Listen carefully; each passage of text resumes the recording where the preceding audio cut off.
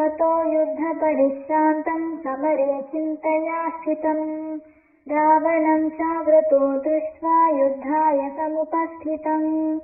दैवतैश्च समागम्य द्रष्टुमभ्यागतोरणम्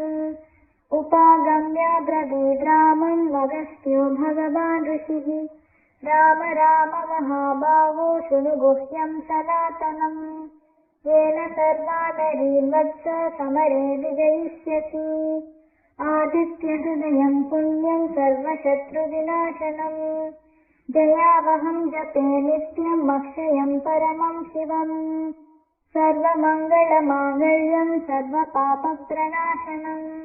चिन्ताशोकप्रशमनम् आयुर्वर्धनमुत्तमम्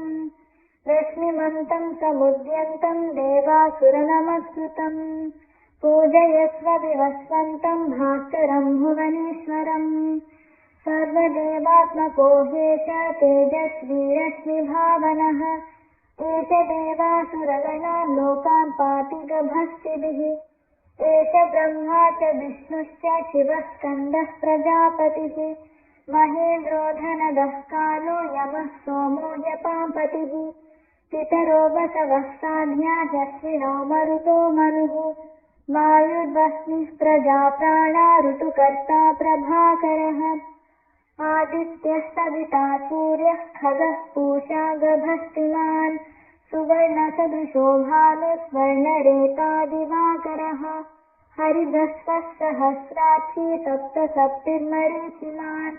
तिमिरोन्मथनश्चम्बुः स्वष्टा मार्तण्डकोऽंशुमान् हिरण्यगर्भः शिशिरस्तपनो भास्करो रविः अग्निगर्भोदिते पुत्रः शङ्खः शिशिरनाशनः व्योमनादस्तमो वेदी रुद्रजुस्सामपारगः धनवृष्टिरपामित्रो दिव्यवीधिप्लवङ्गमः आतपी मण्डली मृत्युः पिङ्गळः सर्वतापनः कविर्विश्वो महातेज रक्तः सर्वभवोद्भवः नक्षत्रग्रहताराणामधिपो विश्वभावनः तेजसामपि तेजस्वी द्वादशात्मन्नमोऽस्तु ते नमः पूर्वाय गिरये पश्चिमायाग्रये नमः ज्योतिर्गणानां पतये दिनाधिपतये नमः जयाय जयभद्राय हर्यस्वाय नमो नमः नमो नमः सहस्रांशो आदित्याय नमो नमः नमः उग्राय वीराय सारङ्गाय नमो नमः नमः पद्मप्रबोधाय मार्ताण्डाय नमो नमः ब्रह्मेशानाच्युतेशाय सूर्यायादित्यवर्चसे भास्वते सर्वभक्षाय रौद्राय वपुषे नमः तमोघ्नाय विमग्नाय शत्रुघ्नायामृतात्मने कृतघ्नाय देवाय ज्योतिषाम्पतये नमः तत्तथामीकराभाय वह्नये विश्वकर्मणे नमस्तमोऽग्निघ्नाय ऋषये लोकसाक्षिणे नाशयत्येष वैभूतं तदेव सृजति प्रभुः पायत्येष तपत्येष वर्षत्येष गहस्तिभिः एष कृत्तेषु जागर्ति भूतेषु परिनिष्ठितः एष एवाग्निहोत्रं च फलं चैवाग्निहोत्रिणाम् वेदाश्चक्रतवश्चैव क्रतूनां फलमेव च यानि कृत्यानि लोकेषु सर्व एष रविस्प्रभुः एनमापत्सु कृच्छ्रेषु कान्तारेषु भयेषु च